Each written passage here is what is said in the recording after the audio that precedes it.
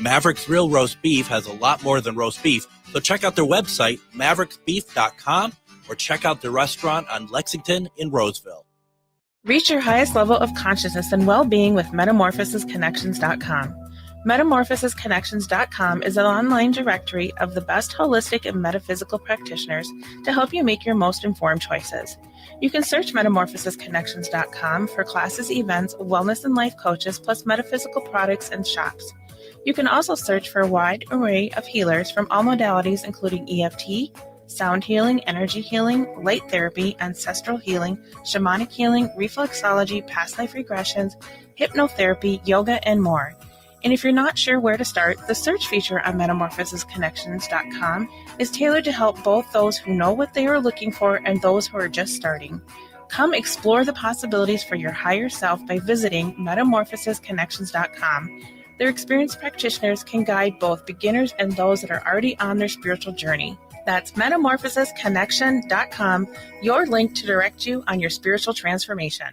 With your AM 950 weather, I'm Brett Johnson. Look for cloudy skies tonight with a low around 38, Thursday cloudy with a high near 50, and Friday sunny with a high around 58.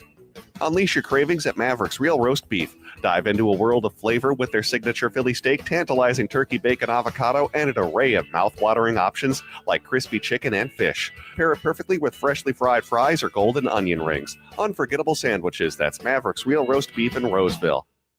Portions of the following program may be pre-recorded.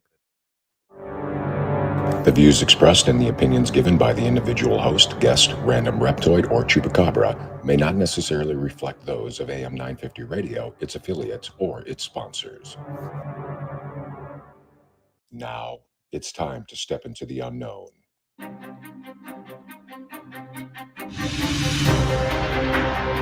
There are things people experience but never talk about. A shadow moving in the corner, flickering of the lights, a disembodied voice. We invite you to talk with us. Share your story, share your experience, because this isn't just your story, this is our story. This is GhostBox Radio with Greg Bakun. And this is GhostBox Radio on AM 950, where every night we talk about the paranormal, ufology, Bigfoot, and so much more. My name is Greg Bakun. Thank you very much for joining us on this Wednesday evening. And boy, I've been looking forward to this. As just talking to my guest prior to the start of the program, this is probably one of my favorite times of the year, especially as we are on the starting side, if you will, of severe weather season. And there's a lot already to talk about when it comes to severe weather. Tonight, my guest is going to be Storm Chaser. We've had him on before, weather enthusiast, just all-around good guy, Justin Wenzel. And we are going to be talking about a number of things tonight. And also, as we get into this time of year, if you have any questions, put them into the comments, and I think Justin would be more than happy to answer them for you. Justin, welcome to GhostBox Radio. How are you doing? Hey, Greg. Thanks for having me back. My pleasure. And the thing about this, and first of all, it was kind of nice. You and I were talking before the show started that, and we don't live too far from each other, really. And we had not directly over us, but we had some thunderstorms near us, and it was just there's something. I mean, yeah, you get to the tornadoes, you get to the severe thunderstorms, whatever. This was neither of those. There's just something wonderful about a thunderstorm, though, in spring. There's something I just love about it. It's always good hearing that first clap of thunder of the year, and you just know the seasons are changing. And like we said, hopefully we can put winter behind us for a few months. And enough of that garbage. I mean, well, and I was rolling the garbage can to the end of the driveway, and I could see light illuminating in the distance, and I thought at first, because I wasn't paying attention to anything around us, and I was just like, I wonder if it's just like a street light or something that's just like off and going on. And I'm like, oh no, that's actually lightning. Look at that. Okay. Now you got my attention. Yep. No, I was down in my basement office here, and I could still hear the thunder down here. So I love it. Absolutely love it. Now, this week is severe weather Awareness Week, and we're going to talk a little bit about that. We're going to talk about some of the stuff that Justin has encountered. We're going to, for those of you watching the video stream, there's going to be a video that we're going to show, and Justin's going to walk through. So if you're listening on the radio, maybe at some point you want to go and check out the video stream, because it's always interesting to see, especially what from like Justin's perspective, what exactly we're looking at here. One thing I want to start with, though, and I brought this up the other day, and I want to make sure that people understand this, that people like you and I used to storm chase back in the day, before you all had the fancy stuff that can help you see like radars like in your car without having like a small power station with you. There is something, I mean, we love watching the beauty of the storms. We love watching the beauty of tornadoes and stuff. One of the things I think that doesn't get mentioned enough is when a lot of storm chasing groups, when they see a town get decimated by a tornado or something, one of the things that seems to happen a lot of the time is that they are there ready to lend a helping hand. And sometimes they get correct me if I'm wrong, sometimes they prepare, so like they're rolling in with food and supplies and stuff, right, Justin? Yeah. More times than not, when a severe damaging tornado goes through a town, first responders are already tied up all over the place, and they're the first people on the scene to start search and rescues. Days after, there's groups out there, they will bring truckloads of supplies in and try to help out those communities the best they can. And I just wanted to let people know, in case they're unaware, because I can understand people might be like, you're watching tornadoes and it's ruining people's lives, and it's like, yeah, they are. There's nothing that you can do about it, nothing that anyone can do about it.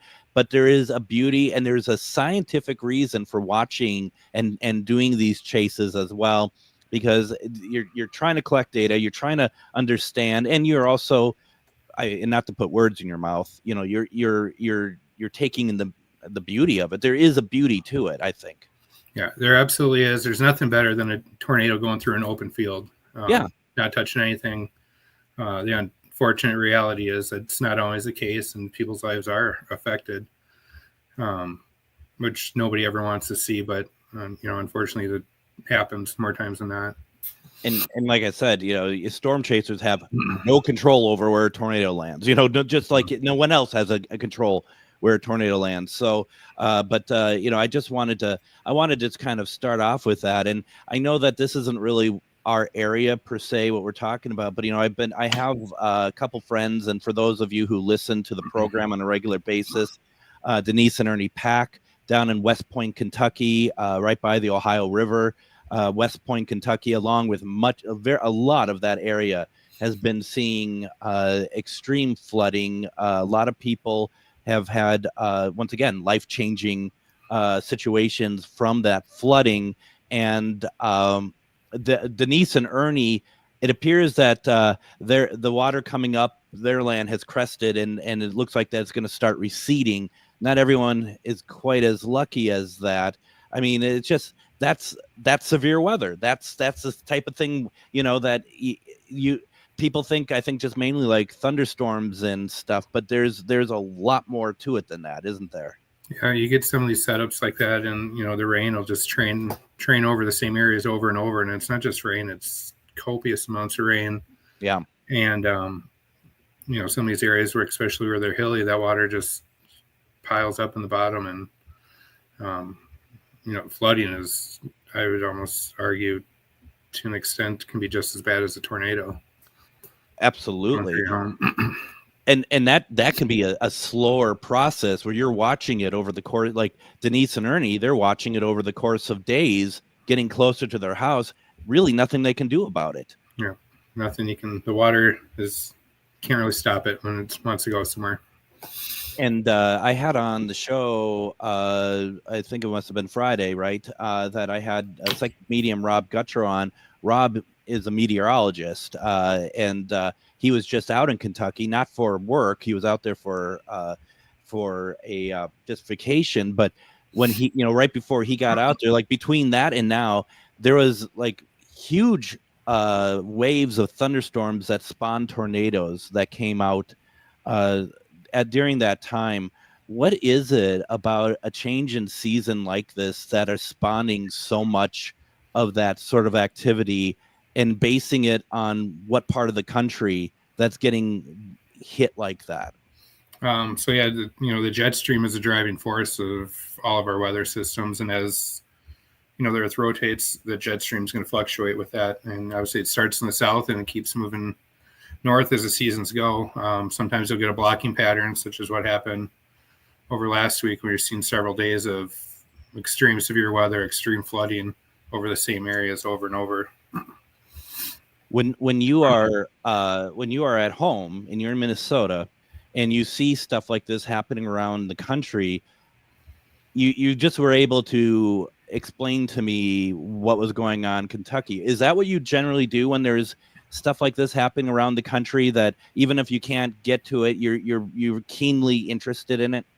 Yeah. So there's different scientific weather models I look at, and over the long range, over a week to 10 days, you're kind of looking just for like basic patterns that would maybe be conducive of severe weather in certain areas. As that time gets closer, you can really start to narrow down where those areas will end up being.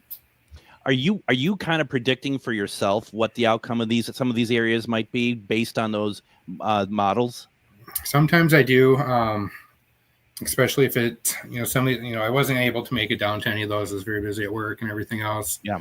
So I wasn't able to pay as close of attention until it was coming up, but especially as it's happening, there's lots of live streams and everything else you can follow along on YouTube and everything. So I definitely tune into those. Those are from what I would consider an amateur as myself. Those are fun to watch. They're fun to kind of, because there's a action to it. There is a sort of a especially I enjoy watching Reed Timmer. And there's a kind of a pace to it that you really want to, that it's like there could be an urgency in some areas to it as well. Do you ever do live streaming like that when you go out and do the chasing? I had done it in the past, not to the extent that some of these other YouTubers are doing it. Yeah. I was mostly doing it, for a following I had and for news media. Over time, I shifted away from that a little bit. It becomes a lot of work. A lot of times I'm by myself, and then it becomes a safety hazard too, to be monitoring cameras and live streams and internet connections and cords and plugins and everything else. So I've pretty much completely shifted away from the live stream. And at this point, there may be a time where I'd like to get back into it, but when I was doing it, it was quite a handful to handle on my own. It would be a lot. I remember, and I wasn't doing it for the weather. I enjoy the idea of people watching. When before Reed got involved with this kind of this grouping of different people that they would like cut to if there's a lull in the action. You could used to be able to watch Reed just driving down the road for a significant amount of time, the camera just on the road going forward. And I absolutely adored that. Mm-hmm. And I tried that once, just using StreamYard and my phone on its mount, and it's pointing out the dash and it's looking out the front. And what I didn't see, and I don't know why I didn't see it, because I wasn't watching where I was going through the camera. I ran over a semi-truck tire and with my truck. And it took a long time to actually get it. Like there was stuff that was happening afterwards to the truck for months that we couldn't pinpoint why it didn't work, but it actually bent the frame of it. So folks, you want to be careful out there because it's easy to get distracted or whatever. Yeah, so things can happen, and when they happen, it happens fast. So it does. It really does. And I mean, obviously that's the key, right, to what you are doing is not just safety about live streaming, but safety wherever else. Do you often go out and chase by yourself? Most times I'm alone, simply because a lot of times friends. Right. I like chasing by myself, but because I get to make my own decisions. I'm usually meeting up with somebody out in the field. Sure. Another friend, we're tagging along and, playing cat and mouse like that, and get over the speakers and communicate with each other. I've always just, a lot of times when I end up going, it's kind of on a whim, and I'm going right now. So yeah, you don't have to wait for other people, right? Yeah. Let's see here. Gray Duck Paranormal asks, with climate change going the way that it is, do you expect Minnesota to experience more severe weather during the spring and summer months? I think, especially over the last couple of years, depending where you're at, it was kind of quiet. I expect this year to, and this is based off my own things running through my head, I think this year is going to be a little more active than what we've seen previously. Generally, Minnesota has been, it's several quiet years with tornadoes and extreme severe weather, and it has to change eventually. So I've often thought, and I might have mentioned this to you before, Justin, I don't know if you feel this way, being where in the area you live in, and like I said, we're not too terribly far from each other. I've always felt when you see a band of storms coming towards the Twin Cities, the last few years, I've always felt that that band breaks before it gets to St. Michael, like it parts. So that stuff actually had rarely actually seen any of that go over my area. And I don't understand that. I don't know what I'm doing wrong over here. I have some non-scientific personal data on that, and I think it's me. I have storms tend to break up when I get close. I'm just kidding. It's just the rhyme and reason that the storms do what they do, and I would not ever let your guard down, because they could be breaking up in front of us for years, and next thing you know, have something on your doorstep. So absolutely. And I am one of those morons that when we are in a tornado warning, I will go outside and see if I can see the wall cloud. I mean, if it's nighttime, no way. But if it's during the day, I'm going to go outside and be like, hello, where is it? I want to see. And then you see that wall cloud head your way, and it's like, okay, now it's time to go inside. Yeah. So I know that feeling. I was going to say, you have to do the same thing, right? You're not going to, I mean, if you're not out there chasing and whatever, if it's just outside your house, you're going to go outside and look, right? Yeah. It's not often I'm actually home when there's storms. I'm usually gone. Yeah. Chasing it somewhere else. And there's been a couple times where, same thing as you said, where I'm like, all right, I'm home. It's late at night. This is what's coming. And so, it gets here, and it's like, oh, I remember. Blew garbage can over. I remember, like, I don't know, it had to be like 15 years ago. And it's been 20 years now that I've been in this house. And about 15 years ago, I remember going outside when there was a tornado warning and looking down the street, and my neighbor is right across the street from me. He's outside too, and he's looking, and this thing is ominous looking, just nasty looking. And he just looked at me, and he's just like, well, nice knowing you. I'll never forget that. And, we laughed and whatever, and we went inside, and I remember the wind starts picking up, and I'm looking out the window because, of course, I'm still not in the basement. I never really actually go in the basement. And looking outside, and literally everything that is not tied to the ground or is just flying down the street, just gone.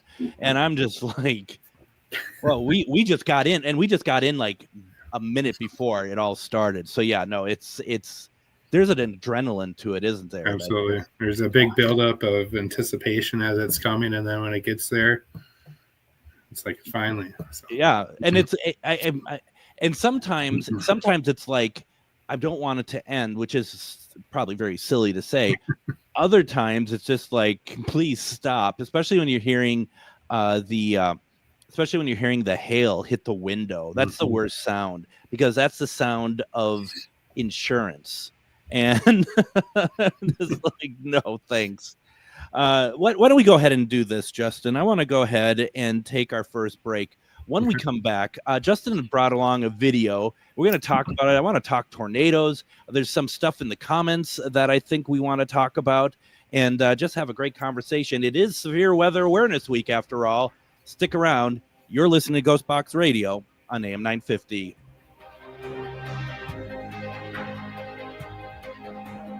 Greg Bakun here. I love historic tours of Minneapolis and seeing everything it has to offer. But if you know me, I like to include a little spooky in my tours, which is why I found the perfect combination. Minneapolis Trolley Tours does this amazing candlelight ghost tour that you have to check out. It's an extremely immersive experience. It's a trolley trip that starts out at a haunted mansion, traveling around Minneapolis locations exposing ghost stories that the public and business owners would rather left untold. Then a tour of the aforementioned haunted mansion where ghosts of past residents from the 1800s reside, plus a lot of surprises to discover. Next, experience Gertrude's After Hours. Did I mention Gertrude is the mansion's most famous ghost? Maybe she'll show up. And you finish up the tour at Gertrude's Lounge in the haunted basement of the mansion with refreshments and Q&A. The trolleys are climate controlled and the mansion is restored to perfection. Check out MinneapolisTrolleyTours.com for more information. Have you ever met someone who not only can help you on a deep spiritual level, but also potentially change your life? Refined Divine is an extremely gifted psychic medium who travels the nation and lives right here in the Midwest. And she offers mediumship, mentorship, house and business parties, energy healing, palm readings, and so much more. Refined Divine has helped thousands, and she can help you. Hi, this is Psychic Medium Deb. I cannot wait to hear from you. You can go to refineddivinepsychic.com. Greg Bakun here. Like you, I love good, fresh, delicious food. So I want to tell you about this treasure in Roseville called Maverick's Real Roast Beef. Maverick's has the best roast beef sandwiches I've ever had. Made fresh every order. Add fries or onion rings dropped in the fryer when ordered, and you have a winning combination. Maverick's Real Roast Beef has a lot more than roast beef, so check out their website, mavericksbeef.com, or check out their restaurant on Lexington in Roseville.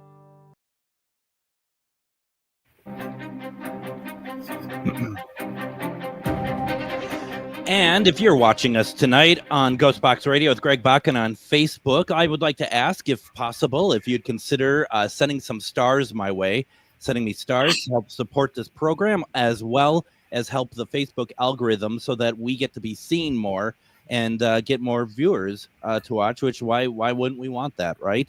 For those of you who have sent stars, thank you very much. It's very appreciative. Every little bit helps. And then also, if you're listening to us on Spotify or Apple Podcasts or whatever, please leave a review. Please let everyone know that hopefully you like this, and that way, once again, we get more people to tune in and watch our show. We can have more people tune in, listen to Justin cough and stuff while I'm trying to talk, so we can do all that good stuff as well. Hi, Justin. Hey. I can tell you're still with us, so that's good. Have you and Amy done the Minneapolis Trolley Tours? Have not, but I have been actually seeing that come up on Facebook. You got to do it. So, yeah, and talking about the paranormal stuff, and we're hoping to do more paranormal investigations at the actual mansion. So we'll let you know, get you involved in that. But you two, I think you'd absolutely love it. You want to do that. So we are talking about Severe Weather Awareness Week, but we're also talking about Justin's vast experience doing storm chasing, and I love having him on. You get the weather very well. You explain it to us very well, and it's really good. Let's see here. I want to go through some comments first, if I may. When I was talking about that, when tornadoes come through, that I step out, I go outside. You sound like you do the same. Dave, the husband of Deb, Refined Divine, says Debbie does the same thing. I have to yell at her. But well, and then later he says she's out there like she's conjuring something, and I'm running through the house gathering animals in full panic. Well, no, I mean, that's fine, but you got to go out and enjoy. I mean, the cloud formations themselves are just stunning. Just got to look out for rotation. You don't want rotation. Yeah. That's all. Let's see here. Leo Paranormal Exploration says, last storm we had, I stuck my head out the window and I was like, this isn't as bad as they thought. But I suppose, Justin, that's where you really have to be careful, don't you? A lot of times, not every time, a real strong supercell. If it's a classic one, there's not going to be any rain around there. You'll probably have gone through the rain and the hail prior to it going through. Those aren't quite as common up here in the upper Midwest, as we see a lot more of the high precipitation supercells where that tornado could be behind a wall of rain. You never see it coming. But there are instances where you're close to the bad part and there's nothing coming down at all. So it's amazing. I remember, and I think I mentioned this probably the last time that you're on, that my ex-wife and I, when we moved into St. Michael in this house, 20 years ago, and that summer there was a storm that came through, and we were just, because there's no electricity, we're just sitting like upstairs in our bedroom, just lying in bed. We're just like, the storm is going on, lots of lightning and stuff, only to find out that there was a huge tornado that went through Rogers that night. And you probably remember that. And what it took, 2 people, if not. I remember correctly, there was some fatalities, unfortunately. Yeah. And I just thought, boy, Rogers isn't that far away. We didn't know. And we're just like a couple of morons just up in our bedroom, just like, and because it wasn't like late at night, it was nighttime, but it wasn't late at night. And it was just, it just pretty ridiculous. Don says, straight line winds can be just as dangerous. I've seen it destroy neighborhoods and not touch houses right next to them. They're not even touched. Yeah.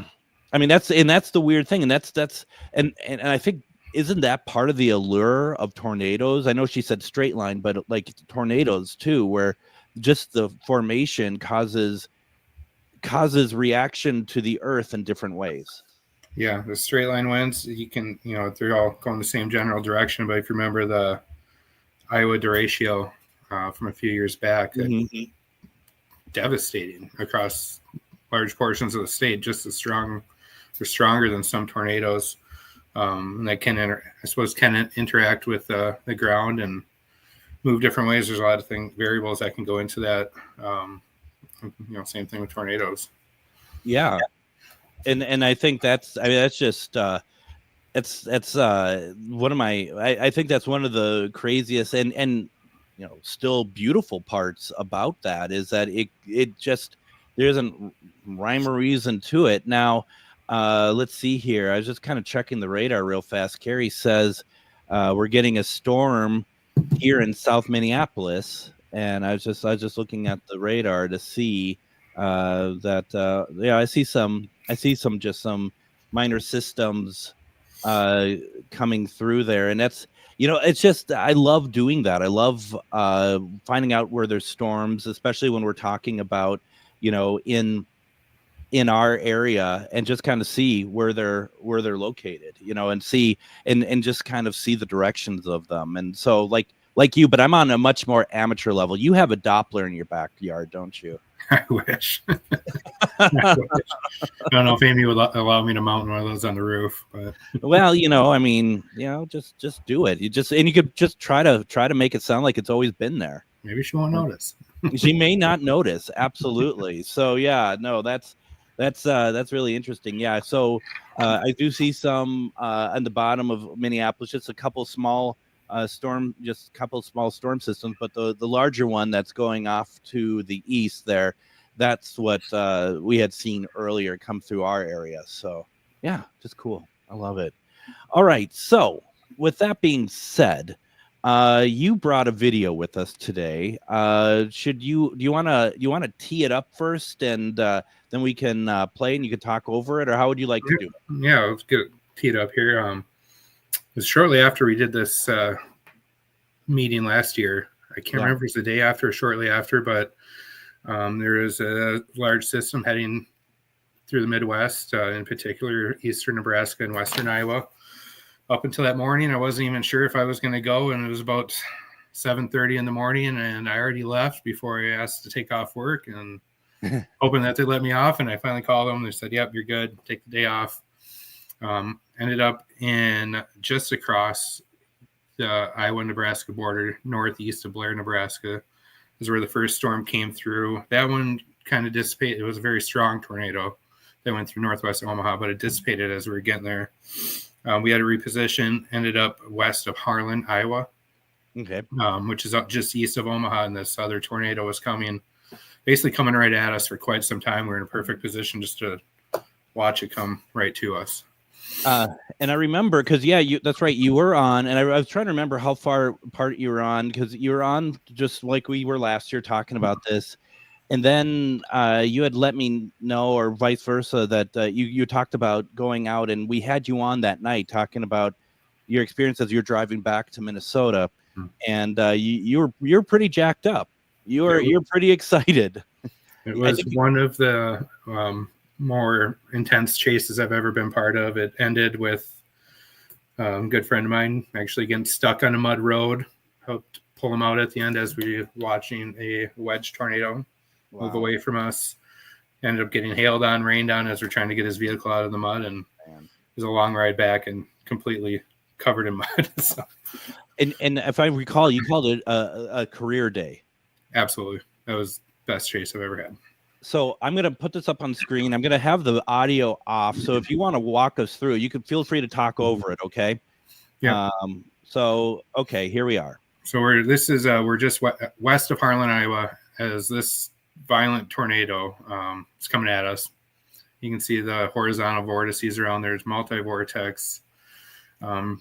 Right prior to this, it hit the town of Minden, Iowa, causing significant damage. I think it rated it at EF3.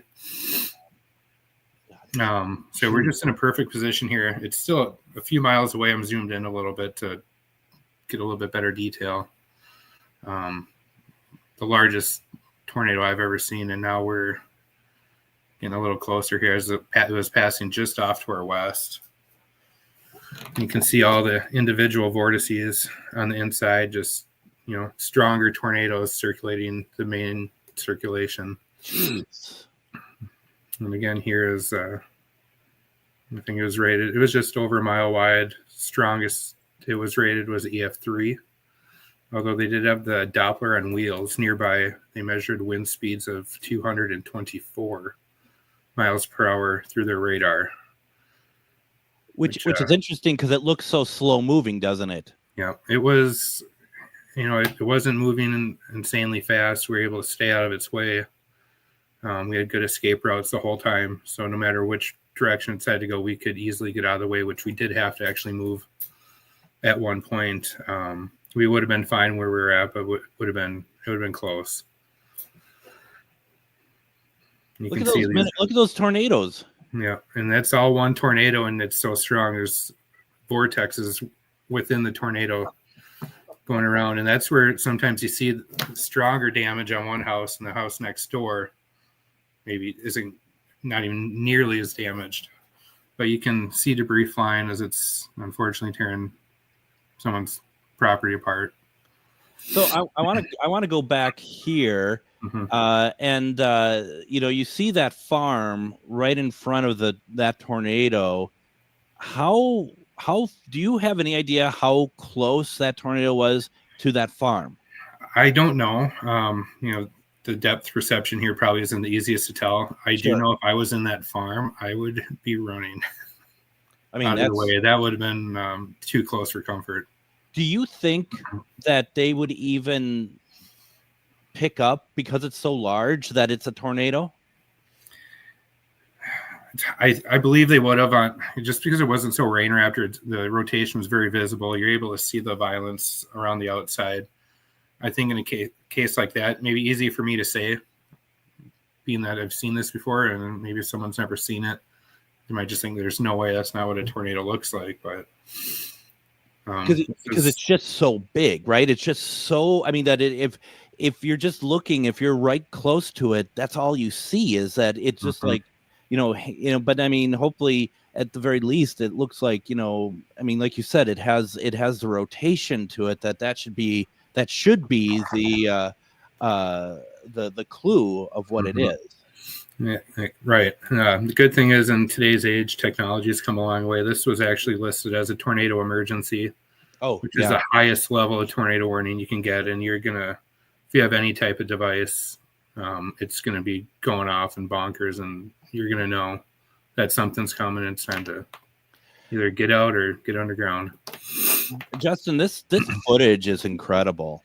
I don't blame you for being just like, you got to check this out. This is, and it's beautiful. I mean, I'm sorry, it is absolutely beautiful what weather can be and what it can look like, and just incredible. Yeah, and unfortunately did cause some damage to a home just to the west of us. The people survived it in the house. They made it out with significant damage. I'm sure the home was destroyed in the end, but remember going back through there was cars 100 yards out into the farm fields. And and obviously, once again, I don't want to see property destroyed or anything, but that juxtaposition between the destruction of this massive tornado and just the idyllic look of that farm. Mm-hmm. There's something it's almost beautiful about it. You don't want to see stuff get destroyed, but there's just something just so, I mean, that, and to me, that's the Midwest right there. That's just the Midwest. Yep. It's the unfortunate reality. It's a sight to behold, but like we said, you can't stop them if they're coming your way, and it happens. So. Yeah, no, that's a great video. That's well done. Where can people find more of your videos? If you want to share my YouTube channel, I can send it over to you. That's where I post most of all my videos that I share publicly. Is on YouTube. Let me see. Is it just the one under your name? Yep, that's it. Yeah, just go to when you go to YouTube, just look up Justin Wenzel, Wenzel, and it's there's more of his footage that he caught through the years, right? Absolutely. I've chased everything from tornadoes, wildfire, and spearfish, South Dakota. Believe it or not, I love blizzard chasing. Is a thing.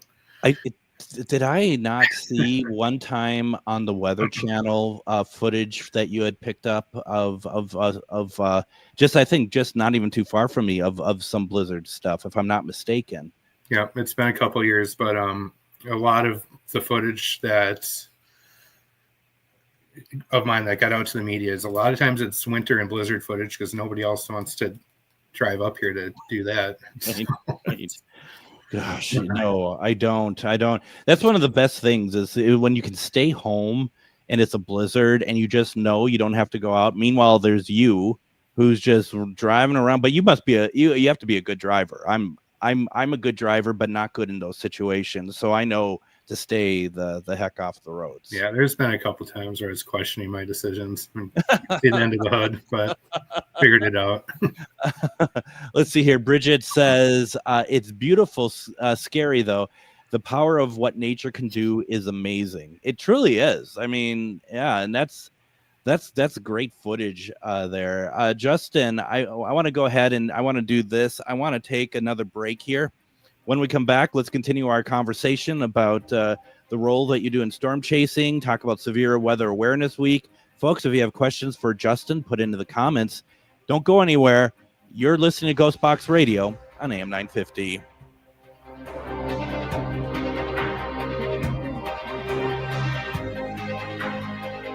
Greg Bakun here. I love historic tours of Minneapolis and seeing everything it has to offer. But if you know me, I like to include a little spooky in my tours, which is why I found the perfect combination. Minneapolis Trolley Tours does this amazing candlelight ghost tour that you have to check out. It's an extremely immersive experience. It's a trolley trip that starts out at a haunted mansion, traveling around Minneapolis locations exposing ghost stories that the public and business owners would rather left untold. Then a tour of the aforementioned haunted mansion where ghosts of past residents from the 1800s reside, plus a lot of surprises to discover. Next, experience Gertrude's After Hours. Did I mention Gertrude is the mansion's most famous ghost? Maybe she'll show up. And you finish up the tour at Gertrude's Lounge in the haunted basement of the mansion with refreshments and Q&A. The trolleys are climate controlled and the mansion is restored to perfection. Check out MinneapolisTrolleyTours.com for more information. Have you ever met someone who not only can help you on a deep spiritual level, but also potentially change your life?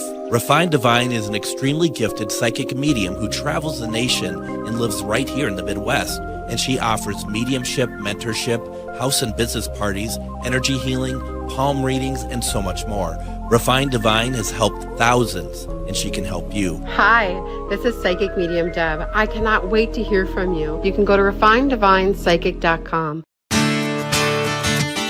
Greg Bakun here. Like you, I love good, fresh, delicious food. So I want to tell you about this treasure in Roseville called Maverick's Real Roast Beef.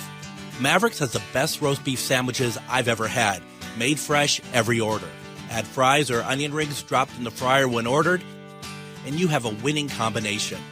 Maverick's Real Roast Beef has a lot more than roast beef, so check out their website, mavericksbeef.com, or check out their restaurant on Lexington in Roseville.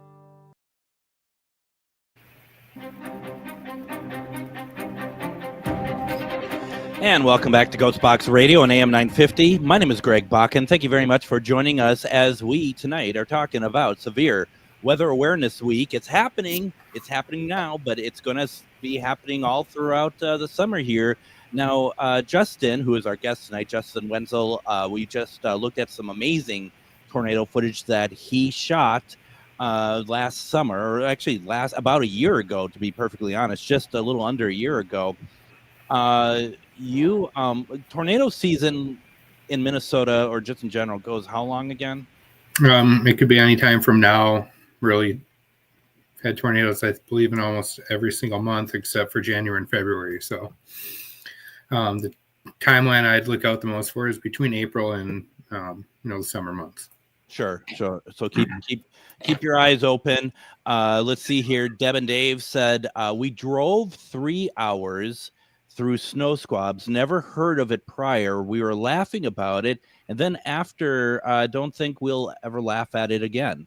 Listen, this is how I operate. Very different from Justin. I could be at work and it starts sprinkling with snow, and I'm like, see you tomorrow. Part of it too, I don't like to drive in it, mainly because there's other people on the road and they're horrible.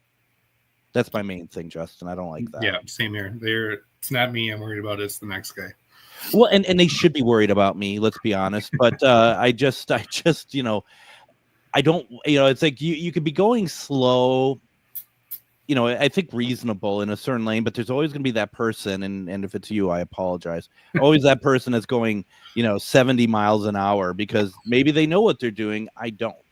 So, I don't know.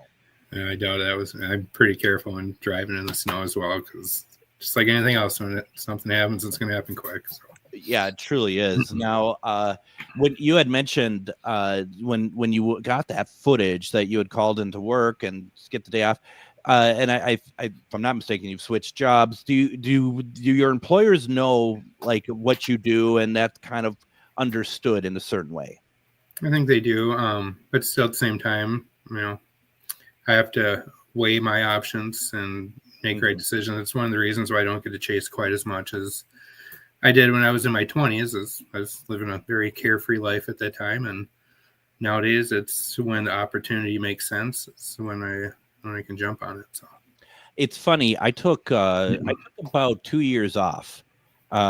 Just a few years ago, and I traveled the country doing all sorts of paranormal things. I was went everywhere doing paranormal events, paranormal investigations. I mean, I traversed with friends across the country multiple times, and then you have to adult, right? You have to have these things, and you try to fit in the best way that you can. Do you have like trips already planned this year? The areas that you want to check out? No, nothing planned. It's more of a spur of the moment. You're watching, like we talked about earlier, you're watching those weather patterns a week out. As it gets closer, weekend would always be ideal, but of course that's not always the case. So it just depends. I've literally hopped in a car with a buddy and we drove to almost Topeka, Kansas, and we didn't have a drop of rain on the windshield, turned around, came home. So I past that point in my life of rolling the dice on a very marginal severe weather setup. The cards have to be played right, and the decision has to make sense. So it does. Dave also says it happened to us in Cedar Rapids. We were in our camper enjoying the storm. And when we woke up to go to our event, apparently there was multiple tornadoes in the area. Whoops. I'll tell you, I mean, I remember as a kid, and I might have mentioned this to you before, we used to drive around, we used to vacation in a camper, like an RV, my family did. And we were in Wichita, Kansas, and we were at a campsite, and there was storms, and there was tornado warnings, and my dad had a map out, and he was marking where all the tornado warnings were, and they were all like a circle around us. And as a young kid, 7 years old or something, and you're just like knowing what a tornado is, yet at the same time, the fact is that this stuff is circling you is really kind of scary. To the point also, if I'm not mistaken, that was the same trip we took that we originally were told that through the news, because we were in another state, that a tornado had hit St. Anthony Village in Minnesota, which is where I grew up. And we were like, oh my gosh. And my mom calls a neighbor, and it turned out it didn't hit St. Anthony.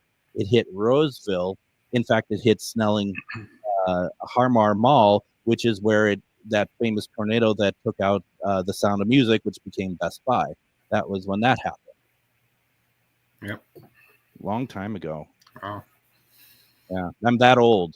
If you're wondering, that's the kind of age we're talking about here. And it's amazing how those. Do you have any weather events beyond the chase? Any weather events? Like I can tell you about like what life was like for me in 1984 when the tornado came and it took out Apache Plaza because I was in St. Anthony. Do you have events like that have been stuck in your mind? Yeah. St. Peter, Minnesota, Comfrey, Minnesota, I believe March 28th or 29th, 1998. I'm kind of guess around there. I think that's right. But that I remember as a kid sitting in our living room watching the live news coverage of that as it's unfolding. It's not the same type of news coverage we have nowadays, but I remember it very clearly, and that's the first tornado event that really sticks in my mind. Did you live in that area at that time, or? I lived out in Glencoe, Minnesota at that time. Sure. So north of there, about an hour. So not really. We weren't affected by any means whatsoever. But it was enough to be paying attention. And stick with you. And I remember I used to work in Mankato at a TV station there, KYC, but I worked there 93 or 94, 95. But to get back home, I'd go through St. Peter all the time. And that's the one thing that I remember really kind of shook me about that weather event was, St. Peter was nothing but trees, and they were all gone. It just decimated that whole area. And it just like remembering how beautiful that place was. And, honestly, Justin, I haven't thought about that in years. And now we're talking nearly 30 years later. It'd be interesting to see how much of that place has like the nature part of the trees, how they've grown and stuff. I think you could probably still go through there and find signs. I know when you're going into town heading towards Mankato and you look to the left towards the river, you can still see the trees all mangled up laying down, but at the same time new trees have already regrown. I can't recall what especially the Gustavus College area was like before, but like I said, I believe it was full of trees. Oh, it was. And I think there's trees there now, but not to any extent that they were at the time. Incredible. Now, Don in the comments says, I was on a road trip on the way home, and we seen a tornado in the middle of the cornfield we were driving by. We had to stop driving and parked under an overpass. And, back in the day, you saw a lot of people do this. That's not recommended anymore. Is that an overpass? It's not necessarily recommended, no. Obviously, it's a horrible situation to be in. I mean, to make those decisions, yeah. And it's unfortunate, but there's many bad things that can happen. The tornado, maybe it's actually coming at you. Now you stopped and parked, or now you're blocking the traffic on the freeway. I'm not saying that's the case every time, but those are some reasons to, it's how it sucked to be in that situation where you had to take cover under a bridge or in a ditch or anything like that. But what would you do if, say, and I, like with Dawn's situation, she's like, we saw a tornado in the middle of a cornfield. clearly, I don't know how far away this tornado was, but clearly for them, it seemed like that was enough to feel like an imminent threat, right? But just say that you're driving, you see a tornado in the distance. Is there something you should be keeping in mind? Because if it's in the distance, you may not necessarily know where it's heading, where it's traveling. How do you know that? What would you recommend people do to make sure that they're staying safe, even in a situation that doesn't seem to be imminent in danger? Just be aware of your surroundings. If you have a chance, try to maybe take a look and see which direction that tornado is moving. If it's far away in the distance, you could compare it up to a tree or maybe a barn or something and see if it's moving left or right, or if it's getting bigger. If it's getting bigger, it's probably the worst case scenario, and you want to get out of the way. I'd hate to give anyone any actual advice without seeing that situation, but the best I could say, just be aware of your surroundings. Don't panic. If you need to seek shelter somewhere, I would try to find a building. If it really became a dire situation, go pound on somebody's door that you don't know. And any type of substantial structure is going to be better than an underpass or an overpass or a ditch, which would, can't even imagine, but yeah. Well, it sounds like, because Don just put more in, it sounds like it was very imminent. We had trees and stuff on the road. I mean, so it also sounds like that they probably had no choice but to, and Don, just know I'm not going after you about the choices. I'm just curious, because I think certainly back in the day, you saw, especially, remember back in like the late 90s, there were a lot of programs about people who took video of their situations before we had mobile phones that took video and stuff like that. And, a lot of people would be, go under a bridge and whatnot, go up to the, where the highest part of underneath the bridge, and try to hold it out. And it's, you have to make those decisions of what's going to keep you alive at the end of the day, right? That's really all that it comes down to. At that point, you just need to make which decision you think is best for you, because it's a scary situation to be in. Right.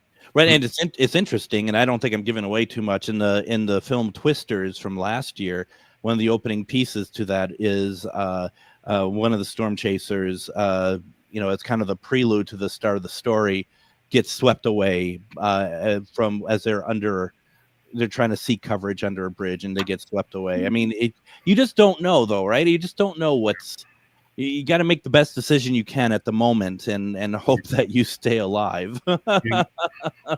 Yeah. And then there's really no good situation or decision that you can make at that point. Just do the best you can and hang on.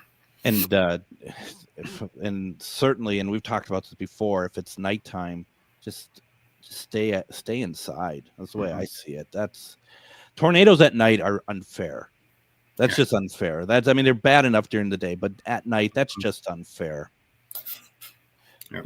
Do you have what kind of equipment do you have at home that is to alert you? And what would you recommend for people who are just non-storm chasers? What do you recommend for people to have something to alert them, like in the middle of the night or something, so that they are aware and they can seek shelter if they need to in a hurry?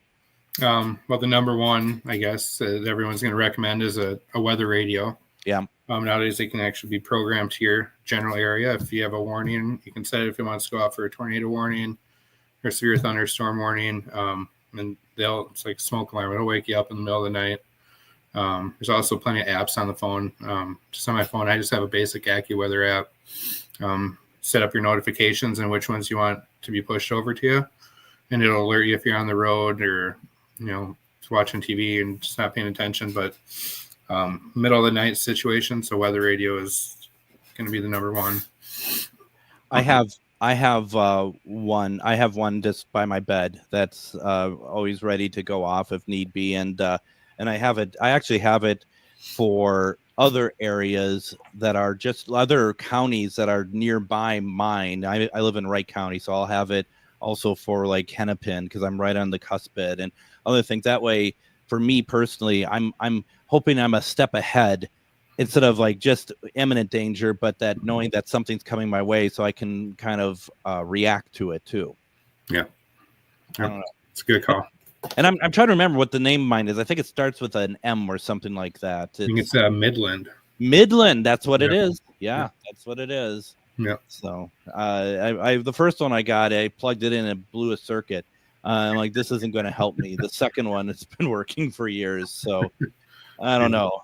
Now, you got to promise me, Justin, when you have more days out that you're going out searching and chasing and stuff, let me know if you're getting anything. Let me know if you want to come on and talk about your day. I'd love to share that with everybody because it's so much fun to hear what you've experienced. It really is. No, that was fun on the way back from the last chase, and has so much I want to talk about, and it was late at night, and I got a 6-hour drive ahead of me, so it worked out good to hop on your show for a few minutes. So.